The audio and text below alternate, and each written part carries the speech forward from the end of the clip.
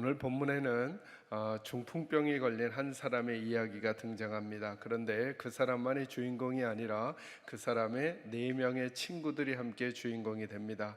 이야기를 간략하게 소개하면 예수님께서 가버나움이라고 하는 한 지역의 어느 집에 들어가셔서 말씀을 전하는 중이었습니다. 예수님에 대한 소문이 자꾸 많아지니까 예수님이 어느 집에 들어가시니까 많은 사람들이 예수님을 만나려고 예수님의 음성을 들으려고 그 자리에 있었던 모양입니다. 여러분이 중풍병이라고 하는 것에 대한 다른 설명이 뭐냐 하면 영어 성경 표현으로 보면 몸이 마비되었다는 것입니다. 마비되었다는 게 무슨 말이죠? 움직일 수 없었다는 것입니다. 움직일 수 없었던 사람이 많은 사람들 사이에 있었던 예수님을 만나러 오는 이야기인 것이죠. 그래서 이 움직일 수 없는 사람이 예수님께 나와야 되는데 본인은 움직일 수 없으니까 움직일 수 있는 4명의 친구가 그의 침상을 들고 예수님께 나온 것입니다.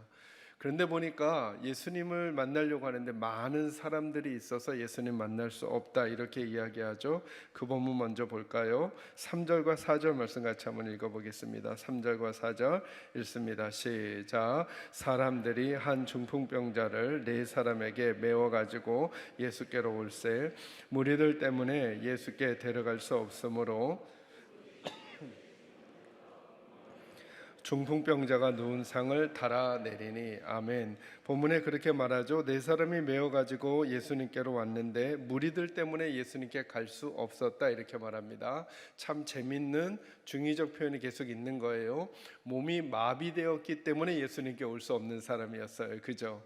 움직이지 못하니까 예수님께 올 수 없었던 사람. 그러니까 이 사람은 예수님께 올 수 없었던 이유가 수만 가지 찾아내려면 찾아낼 수 있었던 사람이죠.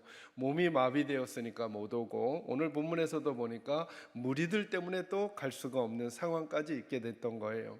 그런데 내 친구는 다른 생각을 한 거예요. 가지 않아도 될, 갈 수 없는 이유와 조건이 많음에도 불구하고 이 4명의 친구는 어떤 방법을 생각해내냐 하면 그 예수님이 머물고 있는 집에 지붕을 뜯어버립니다. 그리고 지붕을 뜯고는 그 친구를 내려보냅니다. 여러분 그 장면은 그냥 떠올리기만 해도 얼마나 이상한 장면이 됐을지 알겠죠. 그런데 그런 상황 속에서도 예수님은 뭘 보셨다고 하느냐 하면 그들의 믿음을 보셨다라고 말씀하세요. 그리고는 그 사람을 고쳐주시는 내용이 본문에 나와요. 그리고 본문에서 저희가 눈여겨보지 않는 장면이 나오는데 그 장면을 보고는 서기관들이 뭐라고 얘기하냐면 예수님에게 핀잔하는 거예요. 예수님이 그 사람에게 말했거든요. 내가 네 죄 사함을 받았다 그랬더니 이 서기관들이 그 장면을 보고는 무슨 생각을 하느냐 하면 이런 생각을 하는 거예요. 아니 도대체 내가 누구기에 무슨 권세로 하나님이나 할 수 있는 죄 용서를 할 수 있다고 하는 거냐라고 하면서 예수님을 핀잔할 때 예수님께서 그들에게 애매한 질문을 하죠. 죄 용서를 하는 말이 힘드냐 아니면 침상을 들고 걸어가라고 이 환자에게 말하는 것이 어려운 거냐 한번 판단해 보라 라고 하면서 예수님은 그의 죄도 용서해 주시고 그리고 그의 질병도 고쳐 주셔요. 그리고는 저와 여러분에게 숨겨져 있는 마비된 사람들을 또 하나 보여주시죠. 뭐가 마비된 사람들이 있어요? 이 서기관들은 영혼이 마비된 사람들인 거예요. 마음이 마비되어서. 그래서 오늘 본문은 2가지를 대비해 주는 거예요. 몸이 마비되었던 중풍병자는 정작 마비되지 않은 사람으로 바뀌어가고 거기에 마비되지 않았던 것처럼 있었던 서기관들은 진짜 중요한 마음이 마비되어 예수님이 누구인지도 발견하지 못하는 거죠. 육체가 움직이지 못했던 마비된 환자 그리고 그의 친구들은 예수님을 만나고 몸은 마비되지 않았다라고 생각하고 있었던 그러나 진짜로 마음이 마비되어 도무지 예수님을 만나지 못하고 있는 어리석은 사람들이 본문에서 등장하는 거예요. 그리고는 오늘 저와 여러분에게 이렇게 말해주는 거예요. 우리 식구들 중에 오늘 본문에서 이 말씀을 들으면서 몸이 마비되었거나 상황이 마비되었거나 조건이 마비되었다고 느끼는 분들이 계신다면 그분들은 어찌해야 되느냐 하면 오늘 본문처럼 어떤 장애물에도 불구하고 예수님께 나와야 한다는 거예요. 저는 여러분에게 이 믿음이 생기기를 주의 이름으로 축원합니다. 오늘 본문의 이야기는 사실은 중풍병자와 4명의 친구들만의 이야기가 아니라 서기관들의 이야기이면서 동시에 저와 여러분의 이야기가 될 수 있는 것이죠. 이 이야기를 통해 우리 주님이 저희들에게 주시고 싶어하는 말씀이 뭔지 몇 가지로 여러분에게 정리해 드리도록 하겠습니다. 우리 다시 본문으로 돌아오셔서 1절부터 4절까지 말씀 한번 읽어볼까요? 1절부터 4절까지 말씀 읽습니다. 시작. 수일 후에 예수께서 다시 가버나움에 들어가시니 집에 계시다는 소문이 들린지라 많은 사람이 모여서 문 앞까지도 들어설 자리가 없게 되었는데 예수께서 그들에게 도를 말씀하시더니 사람들이 한 중풍병자를 4사람에게 메워가지고 예수께로 올세 무리들 때문에 예수께 데려갈 수 없으므로 그 계신 곳에 지붕을 뜯어 구멍을 내고 중풍병자가 누운 상을 달아내리니. 아멘. 오늘 첫 번째로 저와 여러분이 조금 오늘 본문에서 다루고 싶은 내용은 이것입니다. 저와 여러분의 인생 앞에 장애물이 있을 수 있다는 거예요. 여러분 오늘 1절에서 4절을 읽어보면 숱한 장애물 투성이에요. 뭐가 장애물인가? 일단 중풍병이라고 하는 것 자체가 장애물이에요. 그죠? 예수님께 나가려고 하는데 그의 육체가 움직이지 않는 거예요. 이거 자체가 장애물인 거죠. 이걸 가지고 살아간다는 것 자체가 장애물인 거죠. 그죠? 그래서 어찌 보면 우리들의 인생 자체에 늘 그런 장애물들이 있는 것 같아요. 그래서 저희들이 하나님 앞에 기도할 때도 하나님께서 우리에게 응답해 주시기를 원하는 것을 2가지로 가지고 있어야 될 지혜가 필요한 것 같아요. 저희들이 늘 하나님 앞에 기도할 때 이 장애물과 관련해서 늘 어떻게 기도하냐면 이 장애물을 치워달라는 기도를 해요. 그런데 한 번 더 생각해 보면 저와 여러분의 인생에 장애물 투성이라고 한다면 그러면 이 장애물이 치워져도 또 다른 장애물은 곧 올 거잖아요. 이 장애물 치워지면 또 다른 장애물 올 거잖아요. 그죠? 시간이 지나면 질병 하나가 치유되더라도 또 다른 질병이 찾아오게 될 거잖아요. 그러면 늘 장애물만 치우는 인생으로 우리가 살아가게 될 것인가? 아니면 또 다른 태도의 기도의 응답을 추구할 것인가? 저는 그것 중에 하나가 뭐냐면 하나님께서 저와 여러분이 하나님께 기도하면 우리들의 장애물을 치워주기도 하셔요. 그러나 동시에 이 장애물을 넘어갈 수 있도록 우리를 키워주실 수도 있다는 거예요. 그런데 진짜 인생의 능력이 되려면 장애물을 치워주시는 경험과 함께 하나님께서 그 장애물보다 우리들을 더 크게 하시는 일들을 우리 인생에 경험해야 된다는 거예요. 오늘의 이야기는 어쩌면 그런 이야기인지도 몰라요. 여러분 이 중풍병자의 인생에는 장애물이 너무 많아요. 그죠?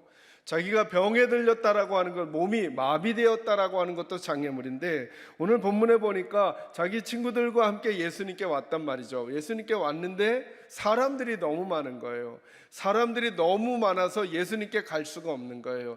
예배 드리러 왔는데 주차할 데가 없고 예배 드리러 왔는데 예배당에 자리가 좁고 공간이 비좁은 거예요. 이거 다 장애물인 거죠.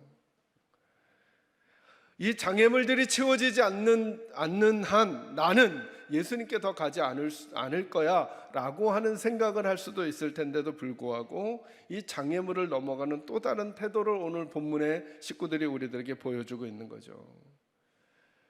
이들에게 뜯어내야 하는 지붕도 장애물이 될 거예요. 여러분 사실은 저와 여러분에게 주님을 만날 때 주님을 만나는 그 중간에 저와 여러분에게 있는 장애물이 숱하게 많아요. 어떨 땐 우리의 감정이 장애물이 되기도 해요.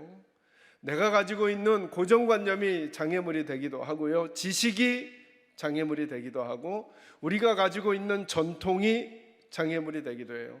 어찌 보면 이 서기관들은 그 전통에 매여서 예수님을 못 만나는 거예요. 자기가 배웠던 지식의 전통이 있거든요. 죄사하는 건 오직 하나님밖에 안 돼라고 하는 지식의 전통이 있었어요.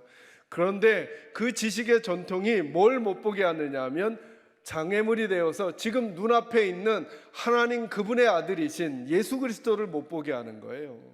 그러니까 예수님보다 내가 가지고 있는 전통이 더 중요한 게 되어버린 것이죠. 그 장벽을 넘어서지 못하는 거예요. 저는 그런 면에서 우리 사랑하는 계산자유교회 식구들이 이 장벽과 장애물을 넘어가는 은혜들을 하나님 앞에 받아가게 되기를 주의 이름으로 축원합니다. 이 장애물의 이야기가 오늘 본문에 나오는 거죠. 근데 오늘 본문에 중풍병자와 이 4명의 친구들은 그 숱한 장애물들 앞에 장애물이 치워지지 않지만 그 장애물들을 넘어 주님께로 나아가고 있다는 거예요. 여기 오늘 저희가 읽었던 본문에 보면 이런 표현이 있어요. 3절 말씀 다시 한번 보세요. 같이 한번 읽을까요? 시작. 사람들이 한 중풍병자를 4사람에게 메워가지고 예수께로 뭐 한다고요? 온다는 거예요. 온다는 거예요. 장애물을 넘어 예수께로 온다는 거예요. 여러분들이 가지고 있는 장애물은 무엇입니까? 예수님께 오는데, 예수님께 나아가는데 여러분들을 맡고 있는 장애물은 무엇입니까? 그 장애물이 치워질 때까지, 그 상황이 종료될 때까지, 그 상황이 나아질 때까지 나는 기다리겠다라고 하는 태도는 오늘 본문에서 보이지 않아요. 그 장애물이 있음에도 불구하고 그 장애물을 넘어가는 용기가, 그리고 지혜가 그들에게 있다는 거죠.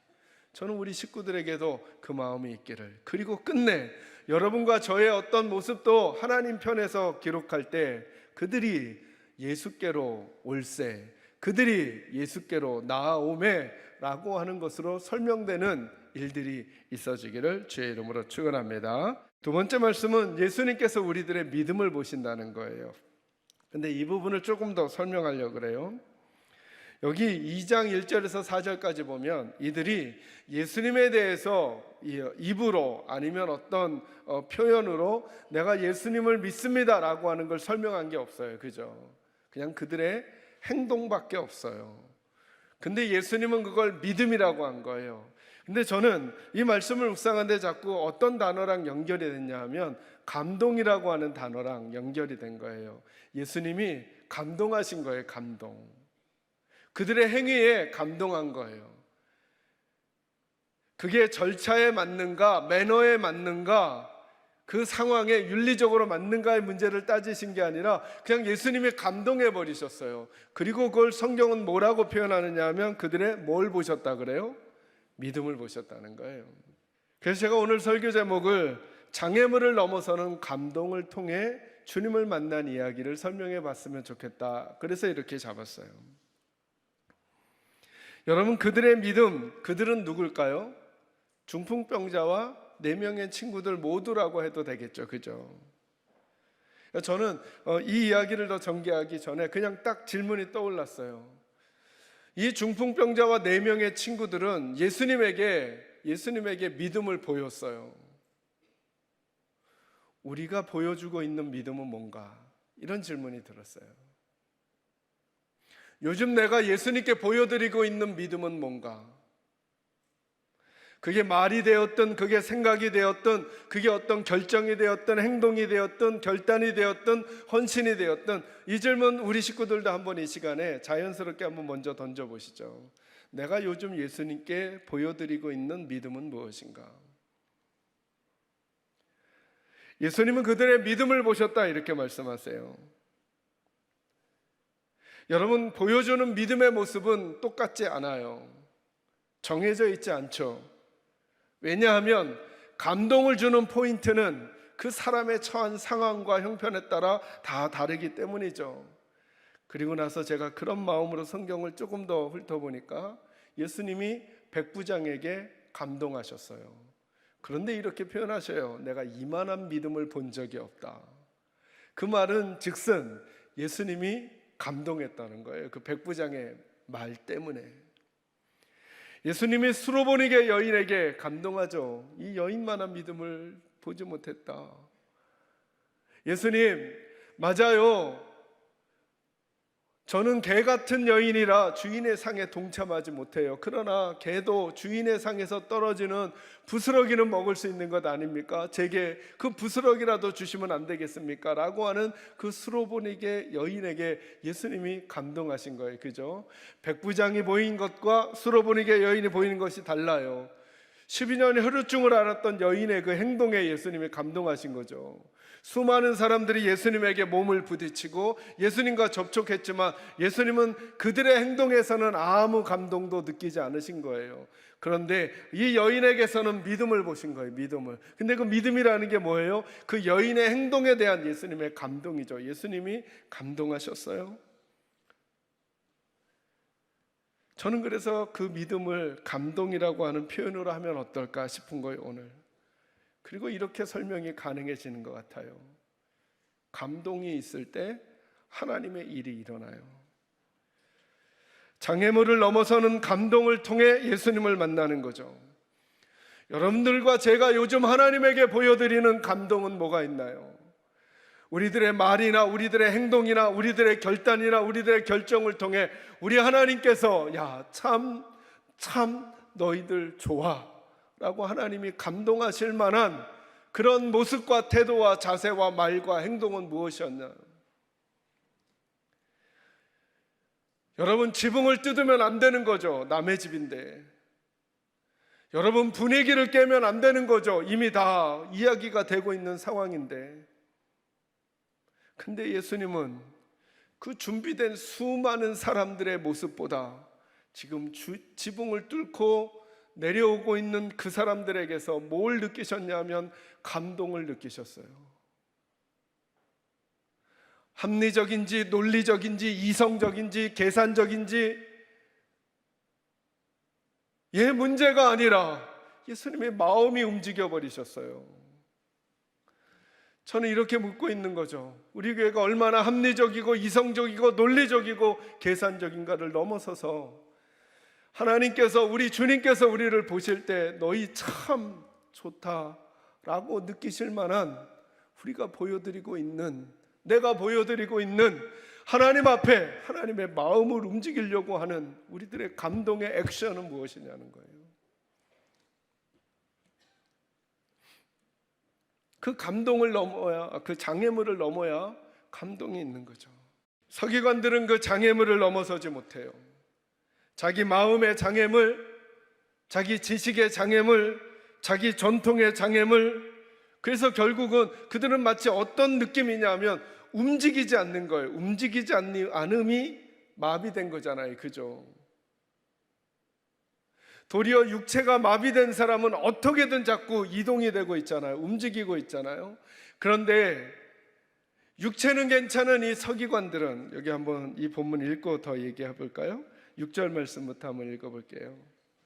8절까지 읽습니다. 시작. 어떤 서기관들이 거기에 앉아서 마음에 생각하기를 이 사람이 어찌 이렇게 말하는가? 신성 모독이로다. 오직 하나님 한 분 외에는 누가 능히 죄를 사하겠느냐? 그들이 속으로 이렇게 생각하는 줄을 예수께서 곧 중심에 아시고 이르시되 어찌하여 이것을 마음에.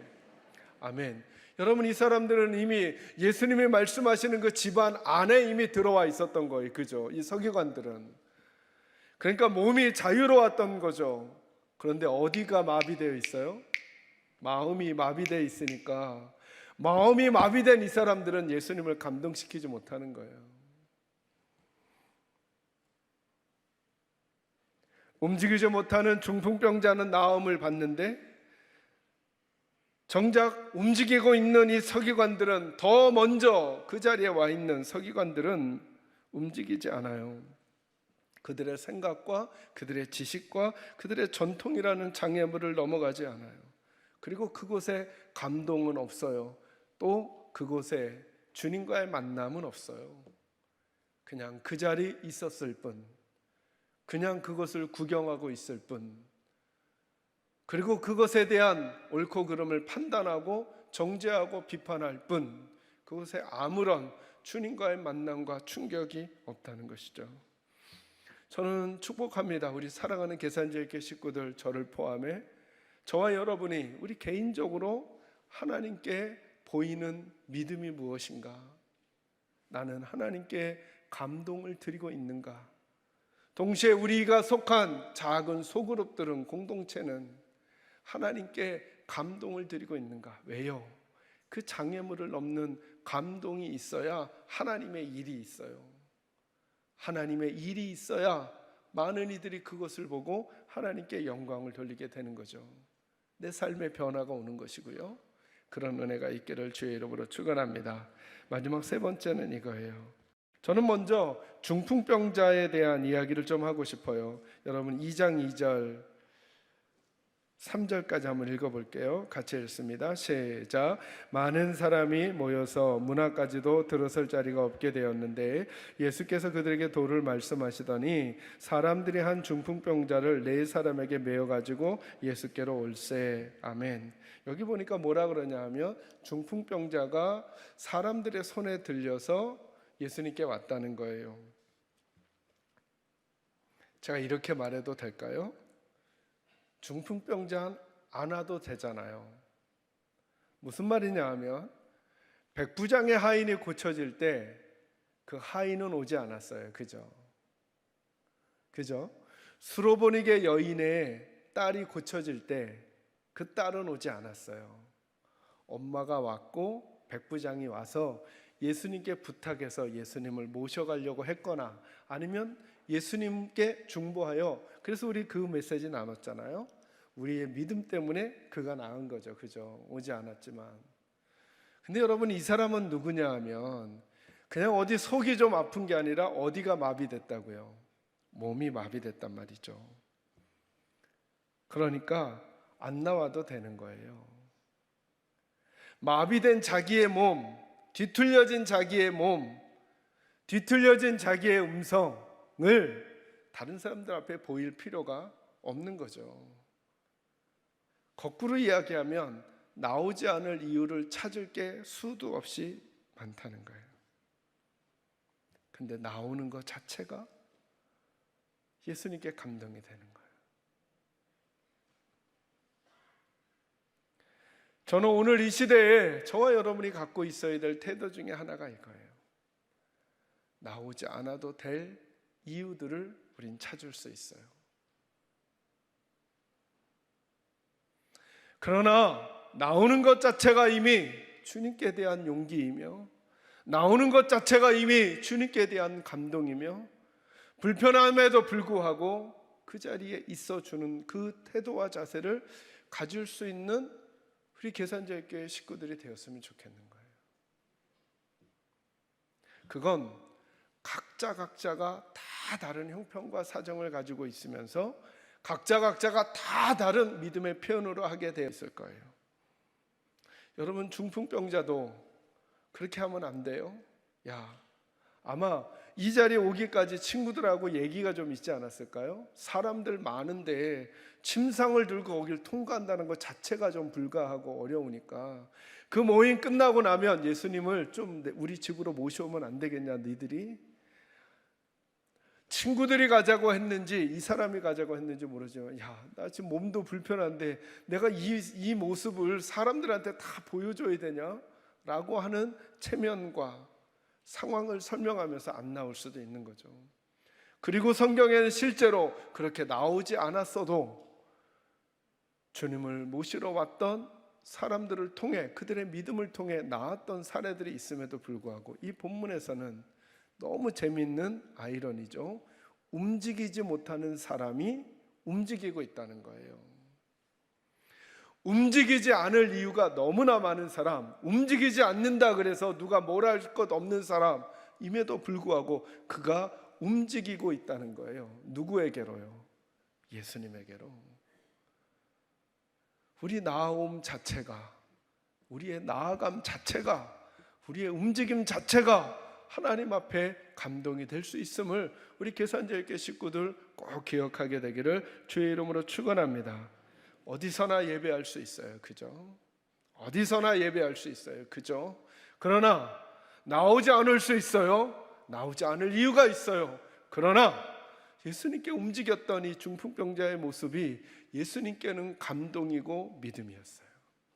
저와 여러분이 표현해 드릴 믿음과 감동이 무엇인지를 점검하는 지혜가 있기를 주의 이름으로 축원합니다.